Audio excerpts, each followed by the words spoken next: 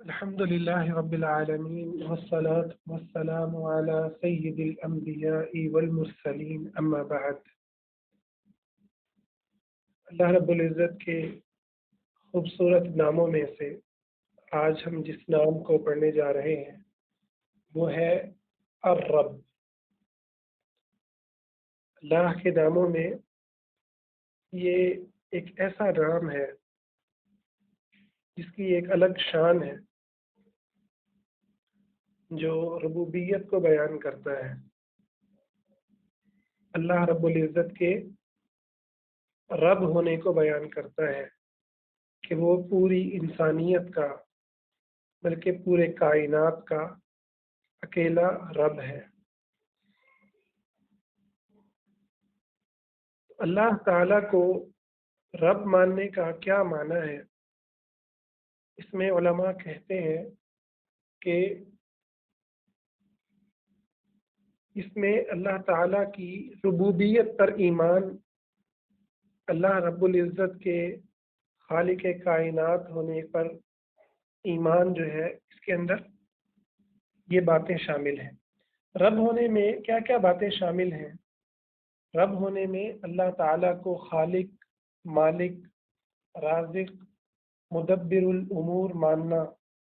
کائنات میں اسی تنہا بادشاہ کی حکومت ہے، وہی اس کائنات کا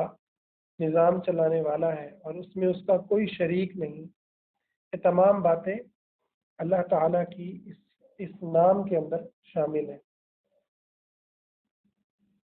قرآن مجید کی ابتدا کے اندر اللہ تعالیٰ نے جہاں اپنے نام بسم اللہ الرحمن الرحیم اس سے سورت کو آغاز کیا، الحمد للہ رب العالمین، سب سے پہلے جو نام اللہ نے ذکر کیا وہ ہے اسم اللہ، جس کے بارے میں ہم کل بات کر چکے ہیں. اس کے بعد فرمایا الحمد للہ رب العالمین، تمام تعریفیں اس اللہ کے لیے ہیں جس کا پہلا تعارف یہ ہے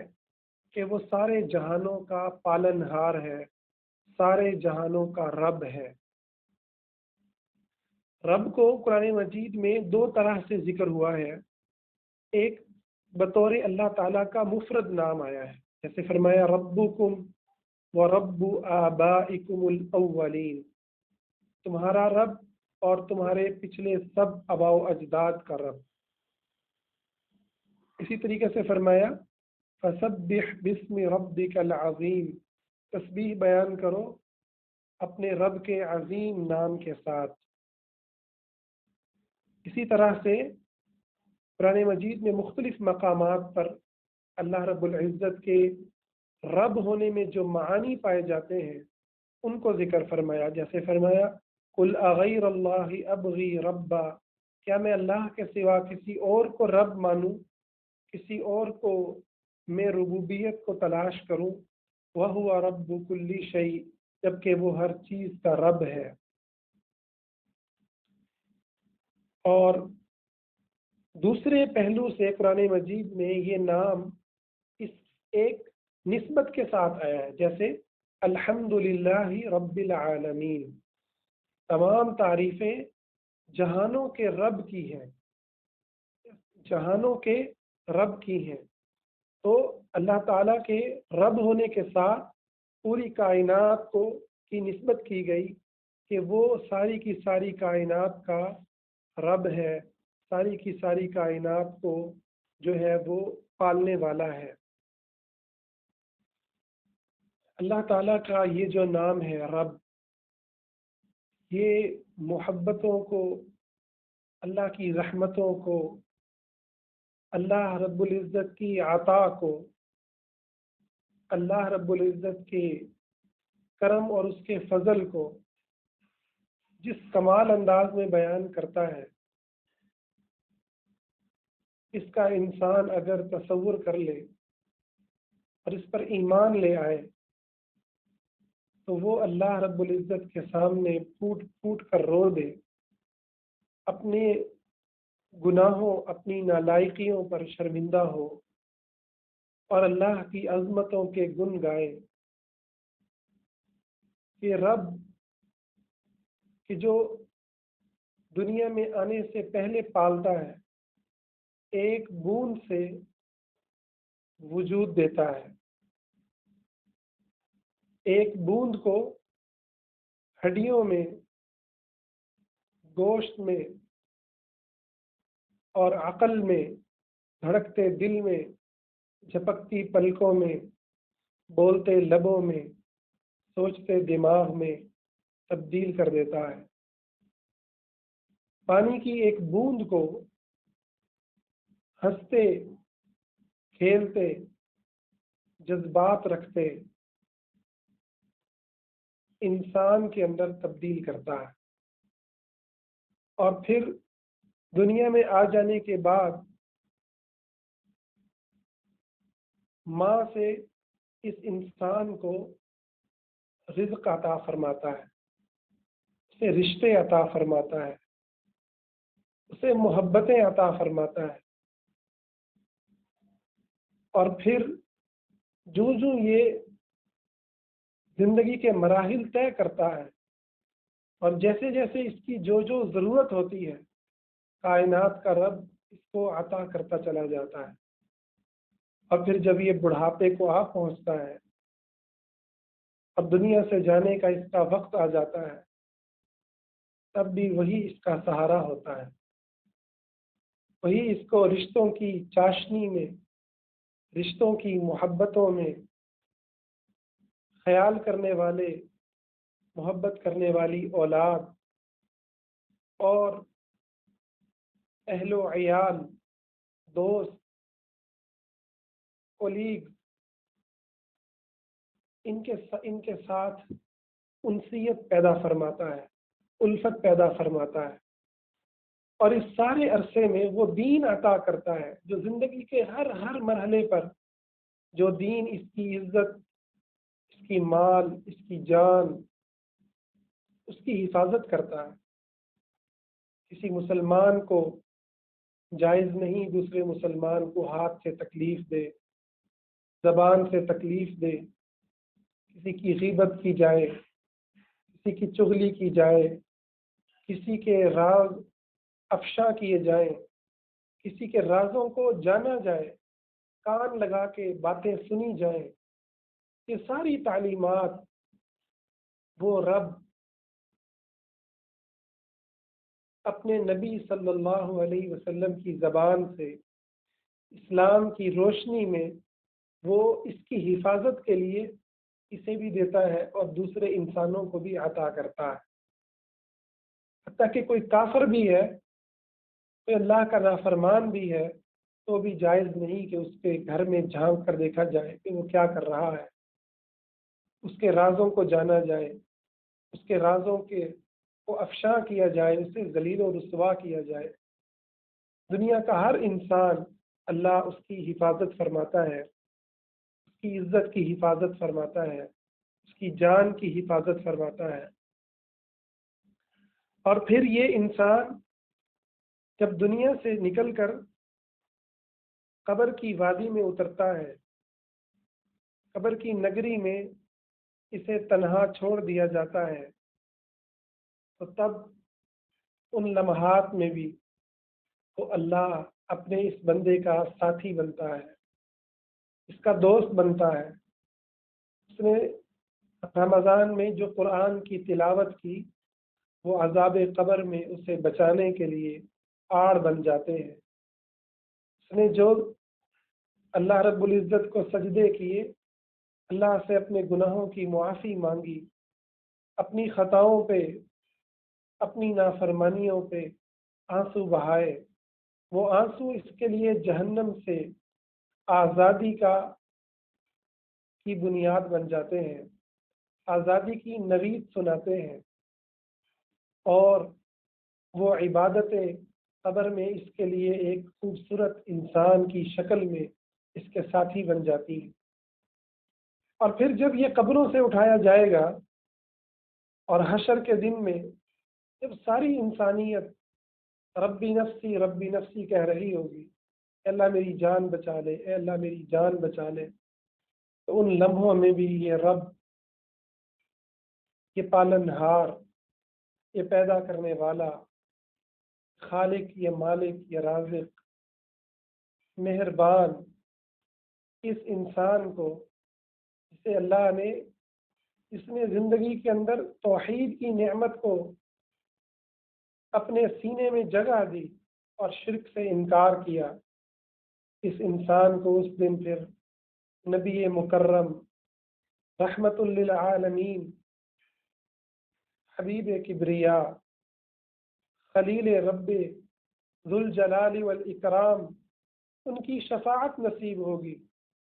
ان کے ہاتھوں حوض کوثر پہ پانی پینا نصیب ہوگا۔ اور اگر کوئی کسی مصیبت میں پھنسا ہوا اپنے گناہوں کی وجہ سے جہنم میں جا گرا، تو بھی آخر حضور کی شفاعت سے، اللہ کی رحمت سے اس جہنم سے چھٹکارا پا لے گا۔ تو اللہ رب العزت کا رب ہونا اتنی بڑی حقیقت ہے، اتنا بڑا واقعہ ہے۔ پتہ ہے، آپ دنیا میں کبھی اس شخص کو دیکھیں جس کے ماں باپ بچپن میں فوت ہو گئے، ان بچوں کو، ان گھرانوں کو جن میں ماں باپ میں سے کوئی ایک چھوڑ دیتا ہے، اور وہ بچے جو ہیں رشتہ داروں کے ہاتھوں پلتے ہیں، جوان ہوتے ہیں، ان کی بے بسی کو ذرا کبھی دیکھیں، ان کی پریشانیوں کو دیکھیں، ان کی تکلیفوں کو دیکھیں، کیسے وہ پلتے ہیں، کیسے وہ روز روتے ہیں، کیسے ان کی عزت نفس روز مرتی ہے، انہیں روز احساس دلایا جاتا ہے، بات بات پہ احساس ہوتا ہے، کاش ہمارا باپ زندہ ہوتا، ہمارا باپ ہمارے پاس ہوتا، تو آج ہم اس تکلیف سے نہ گزر رہے ہوتے، ہماری ماں ہمارے سر پہ ہوتی۔ اور جن کو ماں باپ ملتے ہیں ان کی زندگی کتنی مختلف ہوتی ہے۔ یہ تو وہ رشتے ہیں جو رشتے دنیا کی اس چھوٹی سی زندگی میں تھوڑی سی اسپیس میں ایک کردار ادا کرتے ہیں، ورنہ کتنے ایسے ہیں جن کے ماں باپ ان کے ساتھ رہتے ہیں مگر وہ ماں باپ سے محبت حاصل نہیں کر پاتے، وہ ان کی بیماری کی وجہ سے، وہ ان کے کسی مرض کی وجہ سے، یا ان کے مزاج اور طبیعت کی وجہ سے اس شفقت سے محروم رہتے ہیں۔ یہ تو دنیا کا معاملہ ہے اور دنیا کے رشتوں کا معاملہ ہے۔ اس کی مثال میں نے آپ کو اس لیے دی کہ ایک وہ شخص ہے جو اللہ کے رب ہونے پر ایمان رکھتا ہے، تو یقین رکھتا ہے کہ میرا رب قدم قدم میرے ساتھ ہے، قدم قدم مجھے مصیبتوں سے نجات دیتا ہے، تکلیفوں سے بچاتا ہے، عزتوں سے نوازتا ہے، ذلتوں سے محفوظ رکھتا ہے، بیماریوں سے محفوظ رکھتا ہے، اور اگر کوئی بیماری آ جائے تو وہ شفا دیتا ہے، کوئی تنگی آ جائے تو وہ آسانی پیدا فرما دیتا ہے۔ ایک وہ شخص ہے جو اللہ کو رب مانتا ہے، ایسا رب جس نے محفوظ آسمان کے نیچے، خوبصورت زمین پر ہمیں نہایت محفوظ گھروں میں، محفوظ رشتوں میں، محبت کرنے والے اور خیال کرنے والے ماں باپ اور بہن بھائیوں میں ہمیں پیدا فرمایا، ہمارے لیے آسمانوں سے بارشیں نازل فرمائی، سمندروں دریاؤں کا بہنا، ندی نالوں کا بہنا، بارشوں کا برسنا، پھلوں کا پکنا، پھولوں کا مہکنا، چڑیوں کی چہچہاہٹ، موسم کی خوبصورتی، اور کائنات میں یہ پھیلے سارے رنگ، اور آسمان پہ نکلتا طلوع ہوتا سورج اور غروب ہوتا سورج، دن کی روشنی، رات کا اجالا، چاند کی چمک، تاروں کی دمک، خوشیاں، کہے، رشتے، محبتیں، یہ سب اس خدا نے ہم میں سے ہر ایک کو عطا فرمائی، ہر انسان کو عطا فرمائی، چاہے وہ انسان اس اللہ کو رب مانے یا نہ مانے، اس اللہ کا شکر گزار بندہ بنے یا نافرمان بنے، رب نے ہر ایک کو عطا کیا۔ جو انسان اس یقین کے ساتھ، اس احساس کے ساتھ اللہ کی عبادت کرتا ہے، جب وہ کہتا ہے الحمدللہ رب العالمین، ساری کی ساری تعریفیں اس اللہ کے لیے ہیں جو سارے جہانوں کا رب ہے، تو اس کا دل خوشیوں سے بھر جاتا ہے، اللہ کے شکر سے جھک جاتا ہے، اللہ رب العزت کو وہ اپنے اتنا قریب محسوس کرتا ہے، اتنا قریب، اس سے زیادہ قریب کچھ نہیں، اللہ سے باتیں کرتا ہے تو یقین رکھتا ہے کہ میرا رب میری ایک ایک بات کو سن رہا ہے، میرے دل کے خیالات کو جانتا ہے، میرے دل کی تمناؤں کو جانتا ہے، میرے دکھوں اور دردوں کو جانتا ہے، میری آہوں اور سسکیوں کو جانتا ہے، میری پریشانیوں اور غموں کو جانتا ہے، اور وہ میرے پر بڑا رحیم ہے، بڑا رحمان ہے، بڑا کریم ہے، غموں کو دور کرنے پر قادر ہے، علی کل شیء قدیر ہے، بادشاہوں کا بادشاہ ہے، وہ میرے غم دور کرنے پہ آئے اسے کوئی روکنے والا نہیں، شفا دینے پر آئے اسے کوئی روکنے والا نہیں، مصیبتیں ٹالنے پر آئے کوئی روکنے والا نہیں، تکلیفوں کو خوشیوں میں بدلنے پر آئے، فسکیوں کو کہکہوں میں بدلنے پر آئے اسے کوئی روکنے والا نہیں، وہ علی کل شیء قدیر ہے، اور وہ مجھ پر رحمان ہے، ماؤں سے زیادہ مجھ سے محبت کرنے والا، ہر رشتے سے زیادہ مجھ سے پیار کرنے والا، اور وہ بہت فیاض ہے، سخی ہے، لٹائے جاتا ہے، لٹائے جاتا ہے، اس کے خزانوں میں کوئی کمی نہیں، اس کے خزانوں میں ذرہ بھر بھی کمی نہیں ہوتی، اس لیے فرمایا اللہ سے جب مانگو یقین سے مانگو، یقین سے مانگو، اللہ کو کوئی نہیں روک سکتا، دینے پر آ جائے اور ہمیں وہ چیز ملنا بہتر ہو ہمارے لیے، اور وہ خدا دینے پر کا فیصلہ کر لے تو وہ جو مانگو گے وہ عطا کر دے گا، جو مانگو گے وہ عطا کر دے گا، اس لیے اس سے جب مانگو یقین سے مانگو، اس احساس سے مانگو کہ وہ ہمارا ہے۔ ہر ایک اپنے دل میں یہ تصور کرے اس رمضان میں، رمضان کی اس رات میں، میرا رب میرا ہے، ان معی ربی، اللہ نے جب اپنے ساتھ ہونے کا ذکر کیا، اپنی جس صفت کو بیان کیا، اپنے نبی کی زبانی بیان فرمایا تو کیا فرمایا؟ ان معی ربی، میرا رب میرے ساتھ ہے، وہ مجھے نہیں چھوڑنے والا، مجھ سے بے وفائی نہیں کرے گا، ظالم تو ہم ہیں، ظالم تو میں ہوں،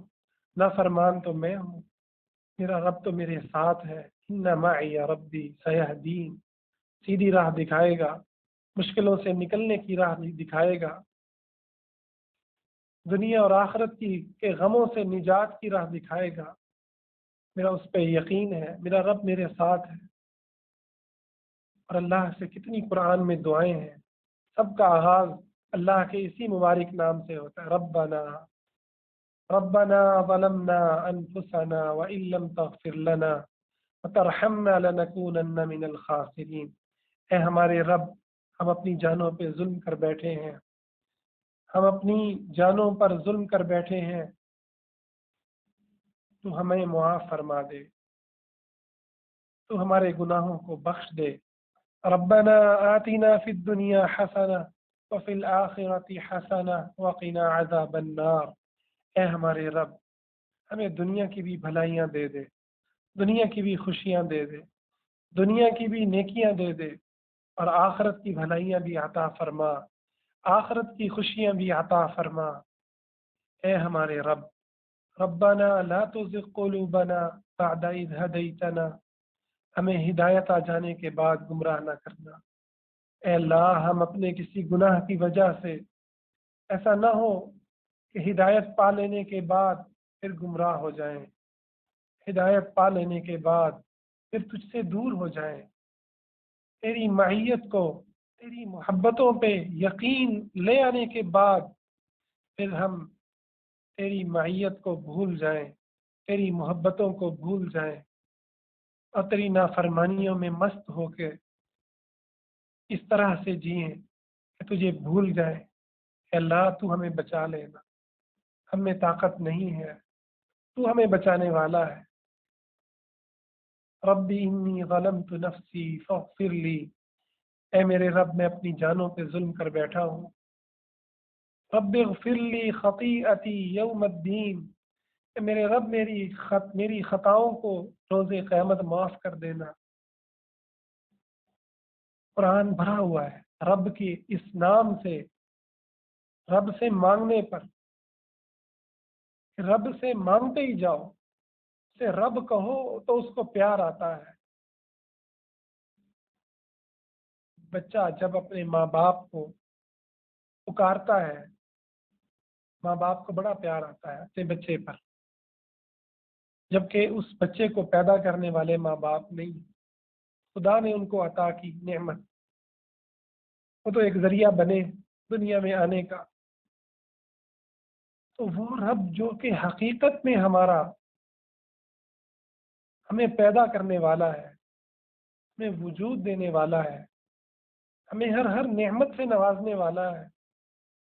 اور دنیا کے رشتوں میں کیسا بھی رشتہ کیوں نہ ہو، کوئی نہ کوئی شریک تو ہوتا ہی ہے۔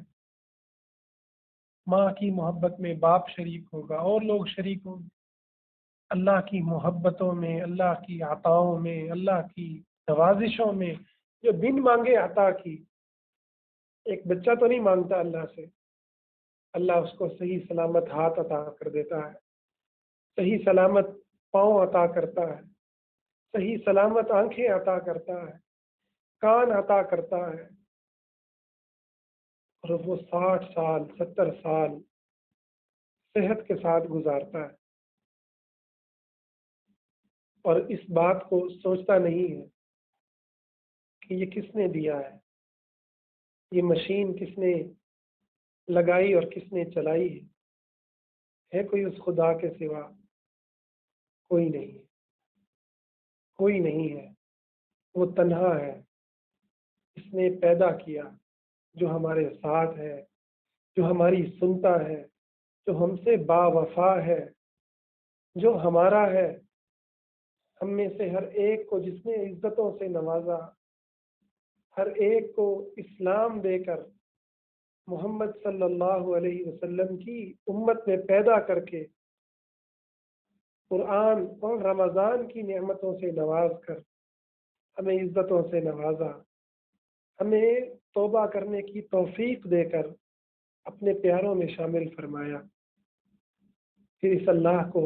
اس رب کو ہم بھول جائیں، اس رب سے منہ موڑیں، اس رب کو کی نوازشوں کا شکر ادا نہ کریں، ہم سے بڑا ظالم کون ہوگا؟ اس رب کی محبت بھری نداؤں کا جواب بے رخی سے دیں، نظریں پھیر کے دیں، اس کی اطاعت سے اپنے آپ کو دور کر کے دیں، ہم سے بڑا بد نصیب کون ہوگا؟ وہ ہم سے یہ نہیں کہتا کہ تم گناہ نہ کرو، یہ پتہ ہے انسان ہے، خطا کے پتلے ہیں، وہ تو یہ کہتا ہے ان اللہ یحب التوابین ویحب المتطہرین، کہ وہ تو توبہ کرنے والوں سے محبت کرتا ہے۔ گناہ تو ہوں گے، گناہ تو ہوں گے، بس توبہ کرنی ہے، اس سے جڑنا ہے، اس کو منانا ہے۔ اور توبہ کیا ہے؟ توبہ کی جو جان ہے نا، وہ خدا کو محسوس کرنا ہے، وہ رب کی معیت کو، رب کے ساتھ کو، معیت کا مطلب ہے ساتھ، رب کے ساتھ کو، رب کے پاس ہونے کو محسوس کرنا ہے۔ میرے پاس ہے، وہ میرے ساتھ ہے، وہ میرا ہے، وہ میرا ہے۔ میں اس کی جتنی بھی نافرمانی کروں، میں اس کی طرف مجھے لوٹ کے جانا ہے، مجھے اس کو منانا ہے، مجھے اس سے معافی مانگنی ہے، مجھے اس کے ساتھ جینا ہے، مجھے اس کی خاطر جینا ہے، مجھے ہر رشتے کو، ہر تعلق کو اس کی بنیاد پر کھڑا کرنا ہے، اس کی بنیاد پر جوڑنا ہے، اسی کی بنیاد پر توڑنا ہے۔ وہ ناراض ہو تو میری نیندیں ہو جائیں، وہ غضبناک ہو تو میں سو نہ پاؤں، جب تک کہ اس کو منا نہ لوں۔ اور وہ بڑی جلدی مان جاتا ہے، وہ نہیں کہتا تم نے گناہ کیا پھر معافی مانگی، پھر گناہ کیا پھر معافی مانگی، پھر گناہ کیا پھر معافی مانگی۔ وہ نہیں دھتکارتا کہ اب تمہارے لیے معافی کے دروازے بند ہو گئے۔ نہیں نہیں، جب تک موت کا فرشتہ آ نہیں جاتا یا سورج مغرب سے طلوع ہو نہیں جاتا، تب تک وہ کہتا ہے جتنی مرضی گناہ کر لو، بس مجھ سے معافی مانگو، بس میرے سامنے رو دو، مجھے اپنا مانو، مانو کہ میں ہوں جو گناہوں پہ پکڑ سکتا ہوں اور جو معافی مانگنے پر معاف کرتا ہوں۔ مانو کہ تمہاری زندگی میں سب سے اہم ہوں، سب سے پہلے ہوں۔ میرے سامنے سجدہ کرو، میرے سامنے جھک جاؤ، میرے سامنے اعتراف کرو۔ تو جو انسان اللہ کو رب مانتا ہے، پھر اللہ کو مناتا ہے، اللہ کے ساتھ جیتا ہے، یقین مانے بڑا خوش نصیب ہے، بڑا خوش نصیب ہے کہ وہ اللہ کا ساتھی ہے، وہ اللہ کا دوست ہے، وہ اللہ پہ اچھا گمان رکھنے والا ہے، اور جو اللہ رب العزت سے اپنے ہاتھ دھو بیٹھا ہے، نا امید ہے، مایوس ہے،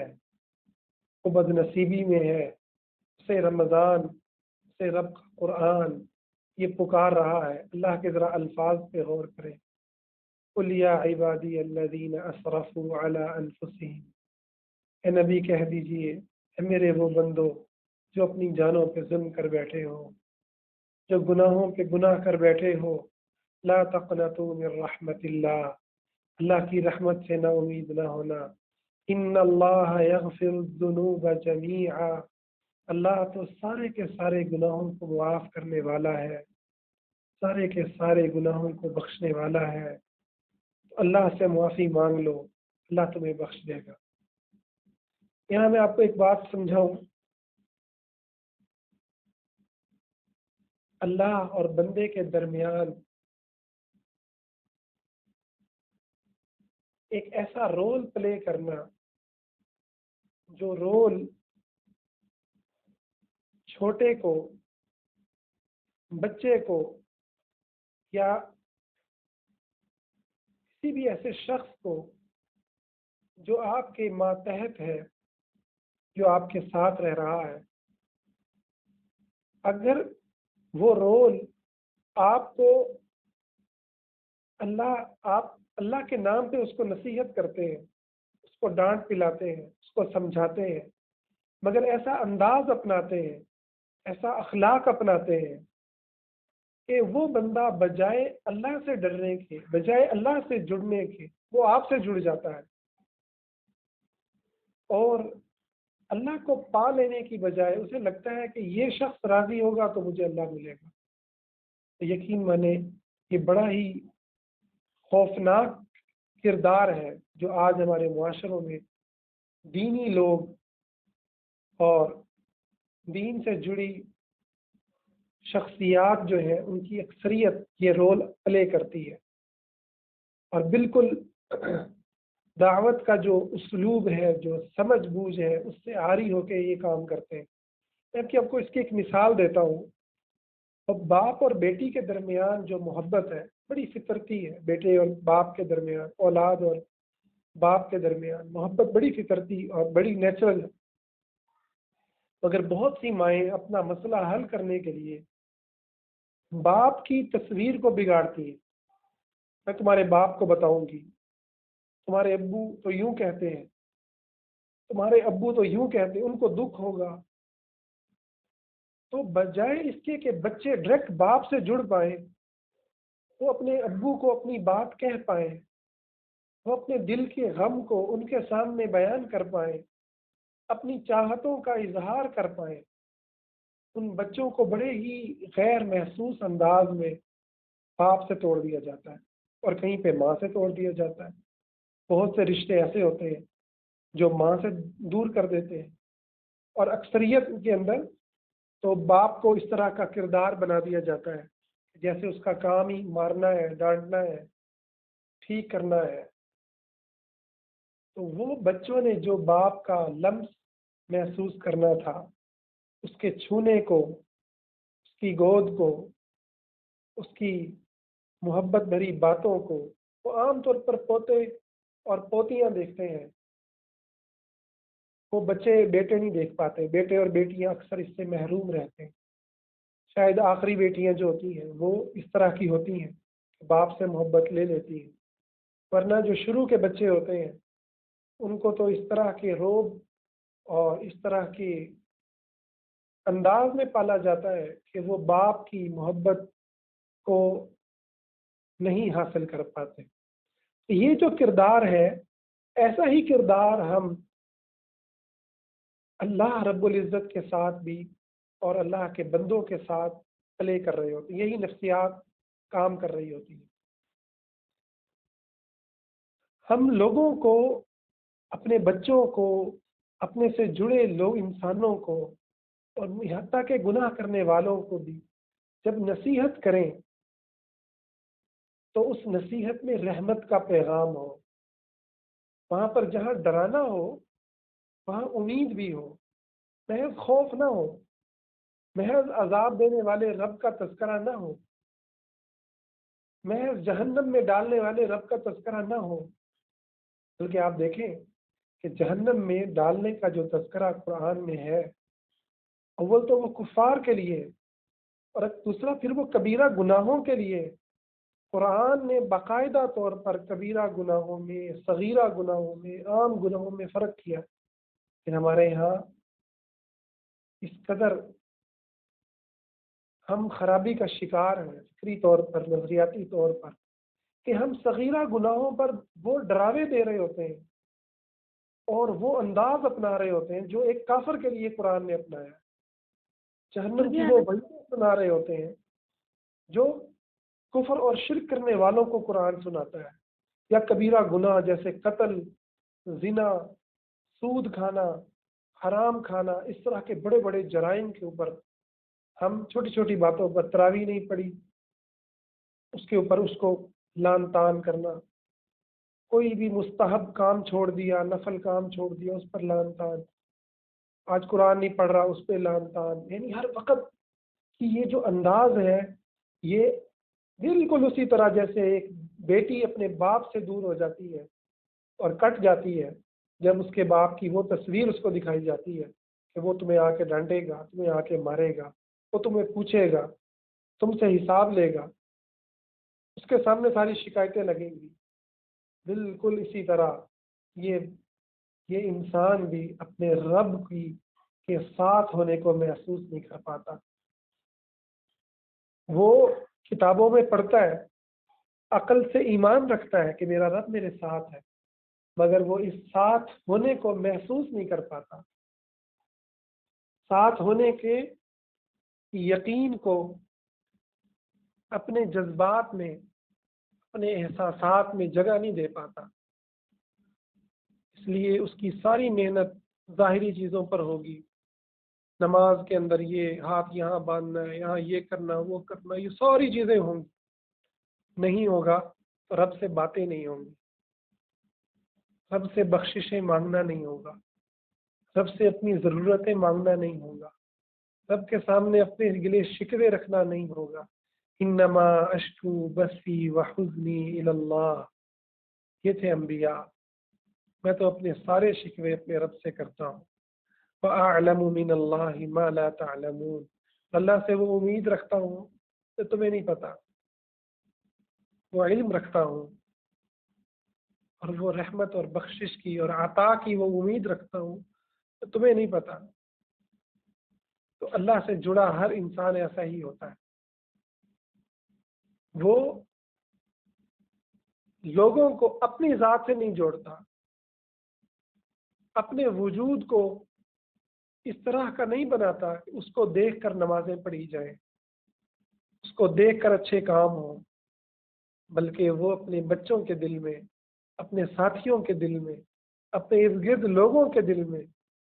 اللہ کی عظمت بٹھاتا ہے، اللہ کی ہیبت بٹھاتا ہے،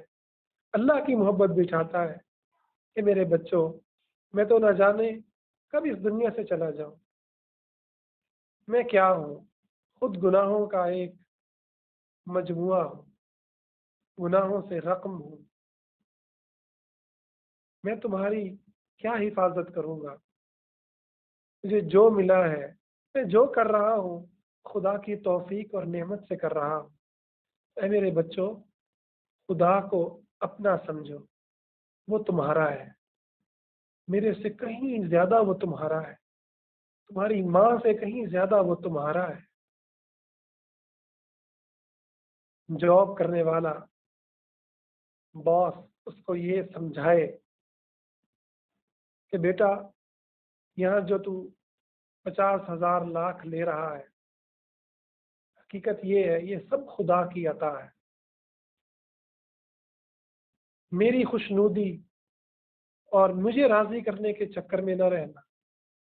سب خدا کی عطا ہے۔ وہ چاہے تو لمحے میں فقیر کو امیر کر دے اور امیر کو فقیر کر دے، بادشاہ کو زمین چاٹنے پر مجبور کر دے اور فقیر کو بادشاہت عطا کر دے۔ تو رزق کے لیے خدا کی طرف دیکھو، اسباب ضرور اختیار کرو اگر تمہارا دل اللہ کے یقین سے بھرا ہو۔ نوکری چلی بھی گئی تو کیا ہوا، اللہ رزق دے گا، رازق اللہ ہے، میرا اللہ میرے ساتھ ہے، مجھے نہیں چھوڑے گا، اس نے رزق کا وعدہ کیا ہے، میں کوشش ضرور کروں گا اور میرا یقین ہے میرا رب مجھے عطا کرے گا، جو نصیب میں ہے مجھے ملے گا۔ بیماری میں پھنسا ہوا ہے، ڈاکٹر کے پاس جاتا ہے، یہ نہیں کہ دل سارے کا سارا ڈاکٹر کی دوائی سے لگاؤ، بس اب تو میں ٹھیک ہو گیا، نہیں نہیں نہیں، اس رب سے شفا کی امید، جس رب نے ڈاکٹری کا علم انسان کو عطا کیا، اسباب کا علم انسان کو عطا کیا، اس کے ہاتھ میں شفا ہے، اس کے ہاتھ میں صحت ہے، کوئی ایسی بیماری نہیں جس کو وہ شفا دینا چاہے تو دے نہ سکے۔ یقین مانے یہ بڑے ایسے یقین کی بات ہے جس سے آج ہم محروم ہیں، مجھ سمیت ہم ان باتوں کو کر تو رہے ہیں مگر حقیقت میں ہمارے دل اللہ پہ ایسا یقین نہیں رکھتے، ہم گھبرا جاتے ہیں، نوکری چلی جائے گھبرا جاتے ہیں، چھوٹی سی بیماری آ جائے گھبرا جاتے ہیں، پریشانیوں میں گھبرا جاتے ہیں۔ اگر ہم رب پہ یقین رکھیں اور اس کی جو شریعت ہے اور اس میں جو اس نے قوانین بیان کیے ہیں، جو آسانیاں رکھی ہیں،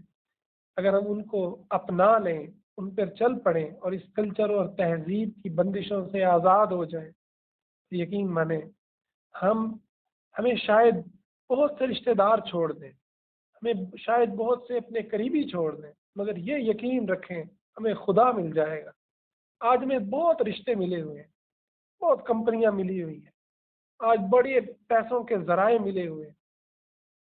شفا کی ایک سے ایک ٹیکنالوجی ملی ہوئی ہے، مگر خدا پہ یقین چھن چکا ہے، خدا پہ یقین چھن چکا ہے۔ اللہ پہ یقین کو پیدا کیجیے، اللہ پہ یقین کو پیدا کیجیے۔ اللہ ہمارے ساتھ ہے، اللہ نے مجھے عزتوں سے نوازا ہے، اللہ نے ہم میں سے ہر ایک کو وہ عزت دی ہے جو خانہ کعبہ سے زیادہ ایک مسلمان کی عزت ہے۔ ہم سب کلمہ پڑھنے والے لا الہ الا اللہ محمد الرسول اللہ کا اقرار کرنے والوں کی عزت اور ناموس اور مقام اور مرتبہ اللہ کے ہاں، اللہ کے ہاں،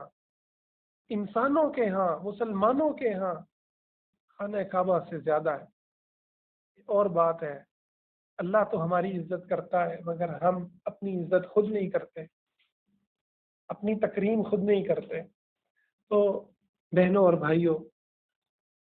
ہمارا رب بڑا کریم ہے، بہت پیارا ہے۔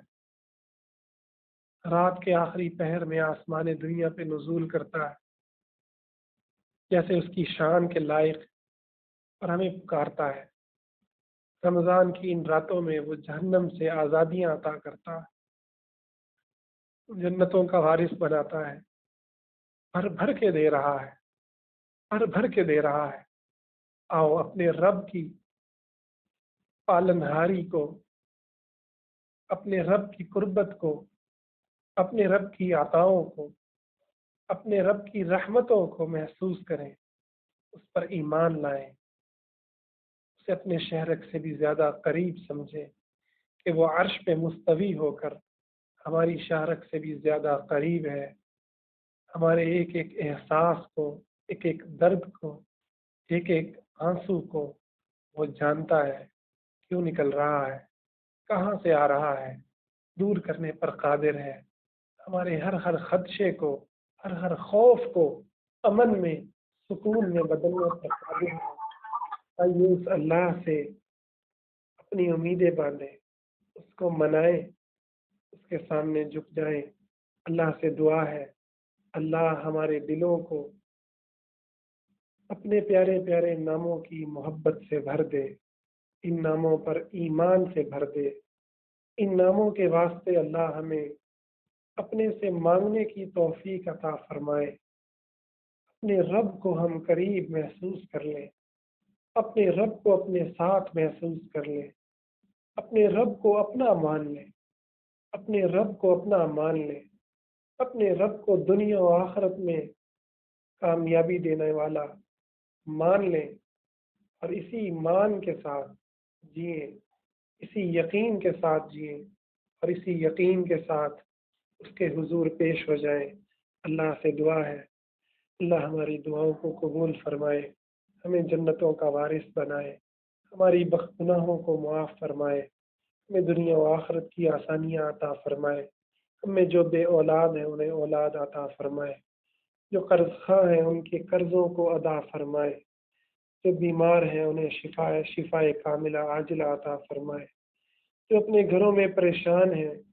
جس پریشانی میں مبتلا ہے، خاوند کی بیوی سے ناراضگی ہے، بیویوں کی خاوند سے ناراضگی ہے، اولاد کو والدین سے شکوے ہیں، والدین کو اولاد کی بے وفائی کا سامنا ہے۔ اللہ جس جس تکلیف میں جو جو مبتلا ہے،